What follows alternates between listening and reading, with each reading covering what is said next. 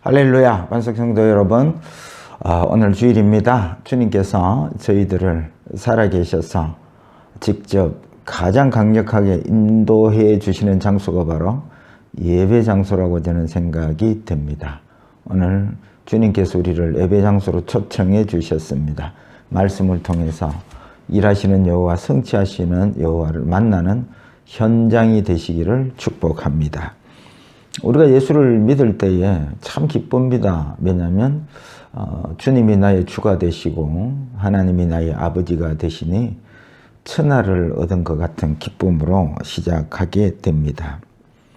그리고 얼마 있지 않다가 실망하고 시험에 들기도 합니다. 그 문제가 바로 광야의 문제라 생각이 됩니다. 왜 예수 믿는데 광야와 같은 삶이 펼쳐지느냐 하는 것이지요.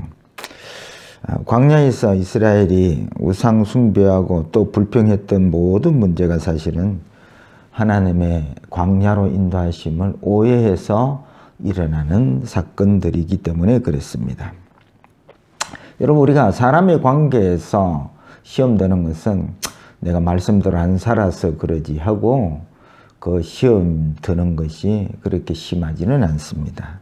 그런데 진짜 시험 드는 것은 말씀으로 시험 들고 하나님으로부터 시험 드는 것은 참 어려운 시험이지요. 결국은 신앙생활을 포기하는 사람도 있고 또 신앙생활을 안 하면 안 되겠다 하고 생각하면서도 말씀생활, 신앙생활을 시들시들하게 하는 모든 원인이 사실은 하나님에 대한 오해, 더 구체적으로 말씀드리자면 하나님의 광야로 인도하심에 대한 오해 때문이라 생각이 됩니다. 이 모든 문제를 오늘 말씀을 통해서 해결해 보려고 합니다. 제목을 잡았습니다. 왜 광야입니까? 하는 제목으로 은혜를 나누려고 합니다. 오늘 본문에서 그 모든 답들을 얻을 것입니다. 첫째입니다.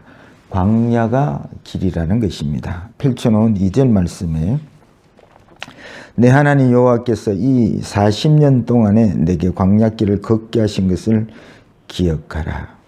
하나님은 애굽에 살던 이스라엘 백성들을 출애굽시키시고 광야로 인도하셨습니다. 그래서 광야는 하나님의 자녀들이 반드시 거쳐야 할 관문과 같은 것입니다. 주님도 공생애를 시작하기 전에 광야에서 시험을 받았습니다. 세례 요한도 광야에 살았고 바울도 사역을 하기 전에 사막에서 그렇게 훈련을 받았습니다. 하나님이 쓰시는 사람, 하나님의 사람은 반드시 하나님께서 광야의 삶을 거치도록 인도하십니다.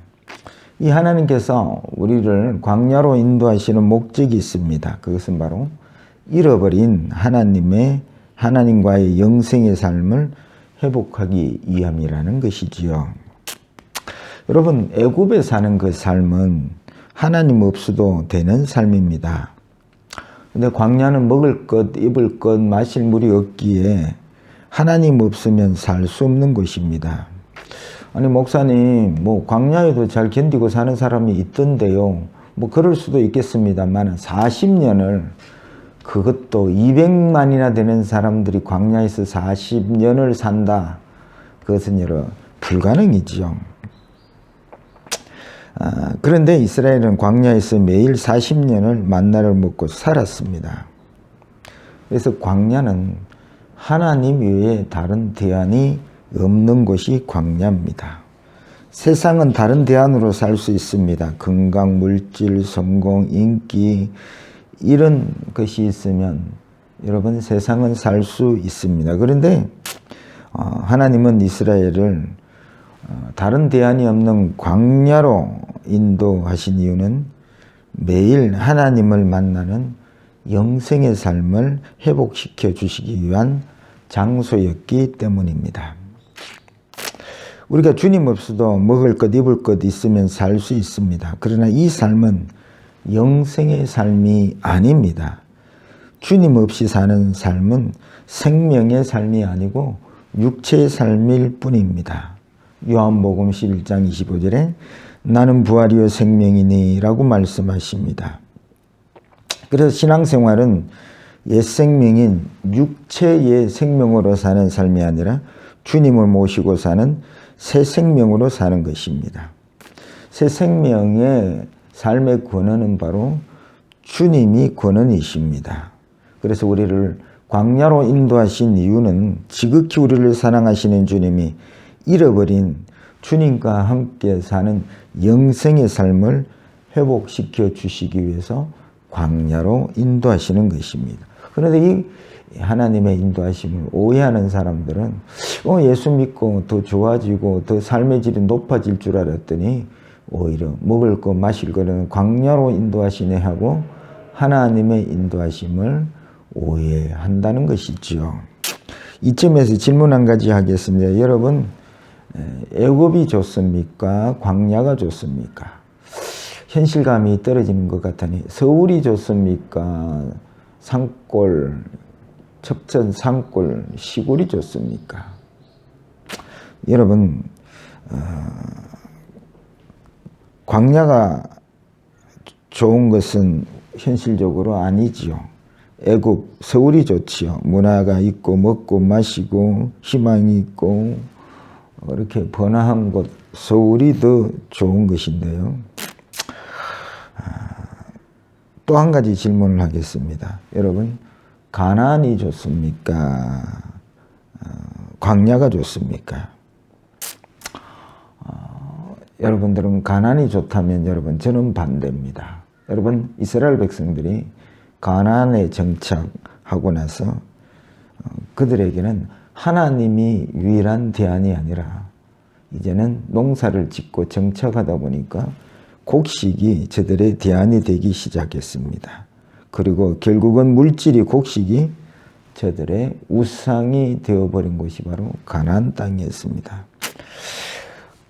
그래도 가나안이 더 좋을까요? 이 놀라운 영생의 축복을 안 바울은 이렇게 고백합니다. 빌립보 3장 7절에 그러나 무엇이든지 내게 유익했던 것을 내가 그리스도를 위하여 다 해로 여길 뿐더러 또한 모든 것을 해로 여기면 내 주 예수 그리스도를 아는 지식이 가장 고상하기 때문이라.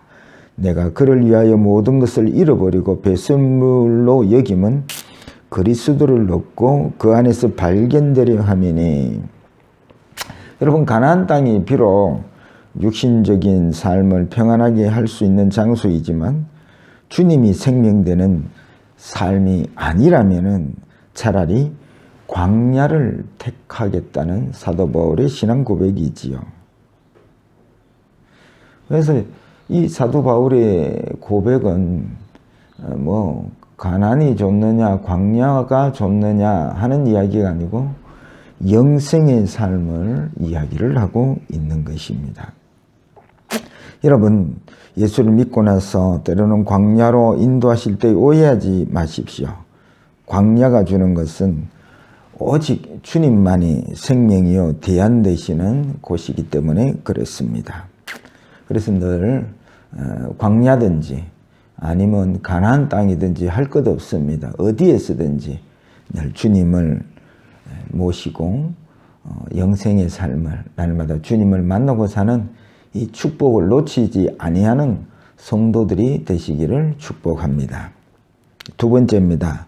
낮추심이 뜻입니다.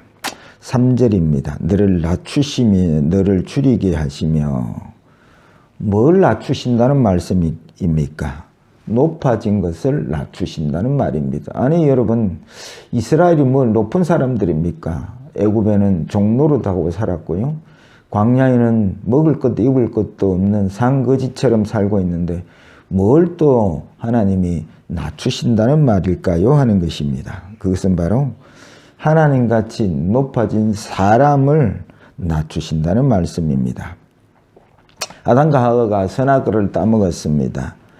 선악과를 알게 되었다는 말은 이제 하나님을 바라보고 하나님을 생명으로 여기고 살던 삶이 이제는 자기를 바라보고 살고 자기가 주인된 삶을 살고 이제 선악과를 따먹고 난다면은 자기를 바라보고 자기 생각을 선악의 기준으로 삼게 되었다는 것이죠. 이것을 창세기에서는 육체가 되었다라는 것입니다. 이게 높아짐입니다. 하나님을 바라보고 살던 사람이 선악과를 따먹고는 자기를 주목하게 되고 자기가 주인된 삶을 사는 것을 높아짐이라 이렇게 말하는 것이죠. 그래서 광야는 자기의 존재감을 높아짐을 찾을 수 없는 곳이 광야입니다. 하나님께서 왜 광야로 인도하셨느냐? 낮추시려고요. 여러분 영화나 이런 것을 보면 그 사막길을 광야길을 걷는 사람들이 뭐 거기에 자기 존재감이 있습니까? 그게 명예가 문제입니까? 그 사막길에는 오직 생수가 유일한 길이지요. 누군가가 나에게 목마른 나에게 생수를 준다면 그 사람이 바로 구세주죠. 그래서 여러분 광야로 인도하신 것은 우리의 높아짐을 낮추게 하시고 우리가 주인된 됨을 낮추게 하시고 생수를 주신 주님이 주가 되심을 깨닫게 하는 곳이 바로 여러분 광야라는 것입니다. 그래서 선악과를 따먹은 뒤에 어떤 인생도 선일 수가 없습니다. 아담 이후에 선악과를 따먹은 이후에 선악을 알게 하는 그 기준조차도 전부 다 오염된 선악의 기준으로 우리가 살고 있습니다. 그래서 여러분 이 광야는 우리에게 선이 없고 우리가 높은 것이 아니라 우리는 죄인임을 깨닫게 하는 것이고 하나님은 광야에서 죄인임을 깨닫게 하시고 낮추신 것입니다. 그리고 십자가 앞에 엎드려서 우리는 죄인입니다 하고 자기를 낮추는 자의 삶을 살게 인도하시면 그게 바로 광야인 것이죠. 매일 자기의 삶이 자기가 주인이 아님을 깨닫고 날마다 자기를 십자가 앞에 낮추고 주님만이 주이심을 고백하며 살아가는 백성이 될 때에 하나님께서는 우리의 주가 되시고 우리의 하나님이 되실 것입니다. 이 광야로 인도하시는 우리를 낮추시는 주님의 인도하심을 오해하지 않고 오히려 낮추시고 주가 우리의 주가 되시기를 원하시는 이 하나님의 인도하심에 늘 기뻐하고 감사하는 성도들이 되시기를 축복합니다. 세 번째입니다. 말씀이 해답입니다. 펼쳐놓은 3절 말씀입니다. 너를 낮추시며 너를 줄이게 하시며 또 너도 알지 못하며 내 조상들도 알지 못하던 만나를 내게 먹이신 것은 사람이 떡으로만 사는 것이 아니요 여호와의 입에서 나오는 모든 말씀으로 사는 줄을 내가 알게 하려 하심이라. 하나님이 이스라엘에게 준 것은 만나와 말씀이었죠. 만나는 육체를 위한 것입니다. 그런데 만나 또한 다른 성경에 의하면 하나님의 말씀이라 이렇게 설명을 합니다. 무슨 말씀이냐면 이스라엘이 사는 길이 하나님의 말씀을 먹고 마시고 사는 길이었다는 말씀이 광야의 답이었다는 말씀이죠. 이스라엘이 말씀을 붙잡고 살 때에 그 말씀 안에서 만나와 메추라기가 공급되었다는 사실입니다. 우리의 인생에 광야 같은 인생에 해답이 있다면 바로 말씀이 답이라는 것입니다. 여러분 오늘 본문에 보니까 낮추시고 줄이게 하신 이유는 우리를 시험하고자 하셨다는 말씀이죠. 무슨 말씀이냐면 먹고 사는 것이 먼저냐 말씀이 먼저냐 하는 시험이죠. 하나님은 광야로 인도하시면서 먹을 것 입을 것 앞에 우리의 믿음이 말씀 붙드는 믿음이냐 하는 것을 시험하셨다는 말씀이죠. 우리의 신앙을 돌아보면 말씀보다 먼저 떡이 먼저인 신앙 생활을 보여줍니다. 말씀의 순종이 목적이 아니라 말씀을 이용하여 떡을 원하는 것이죠. 여러분 광야에서 살 유일한 길은 말씀에 순종하는 길입니다. 이것이 거친 광야와 같은 인생길을 살아가는 자들의 해답입니다. 오늘 본문에서 말씀을 순종할 때 어떤 일이 일어나는지를 말씀해 주고 있습니다. 1절 읽겠습니다. 내가 오늘 명하는 모든 명령을 너희는 지켜 행하라. 그리하면 너희가 살고 번성하고 여호와께서 너희의 조상들에게 맹세하신 땅에 들어가서 그것을 차지하리라. 명령을 지키면 번성하고 그것을 차지한대요. 4절입니다. 이 40년 동안에 내 의복이 헤어지지 아니하고 내 발이 부르트지 아니하였느니라. 우리가 말씀을 붙잡고 살 때에 그 삶을 하나님이 책임져 주신다는 말씀이 있지요. 이게 이스라엘을 광야로 인도하신 하나님의 인도하심의 이유입니다. 아무 곳에서도 먹을 것, 입을 것 공급받을 수 없는 광야에서 하나님은 만나로 먹이시고 출애굽할 때 입었던 그 옷과 신발이 40년 동안 낡아지지 않도록 지켜주셨습니다. 말씀을 순종하는 자에게 하나님은 책임지시는 하나님인 것을 우리에게 말씀하고 있는 것입니다. 말씀의 순종은 하나님이 내 삶을 책임지시게 하는 것이요. 말씀의 불순종은 내 인생을 내가 책임지려고 하는 것입니다. 나는 왜 내가 내 인생을 책임지려고 하십니까? 머리털 하나도 검게 희게 할 수 없고 자라게 할 수 없는데 왜 내가 내 인생을 책임지려고 하십니까?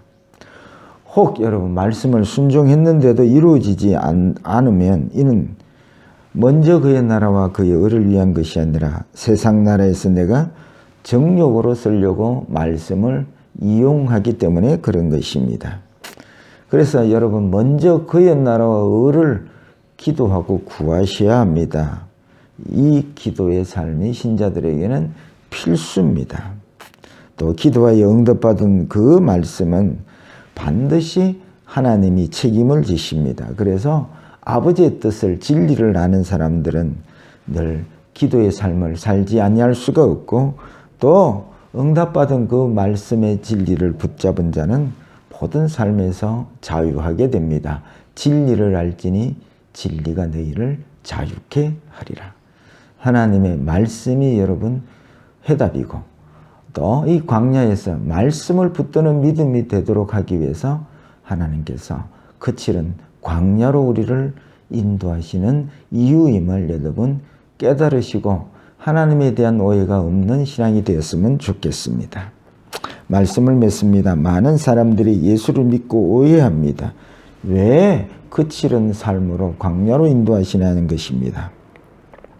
이는 잃어버린 영생의 삶을 회복하기 위함이요 자기가 주인된 삶을 낮추기 위함이요 말씀의 유일한 해답임을 알게 하기 위해서 우리를 거칠은 광야의 삶으로 인도하십니다.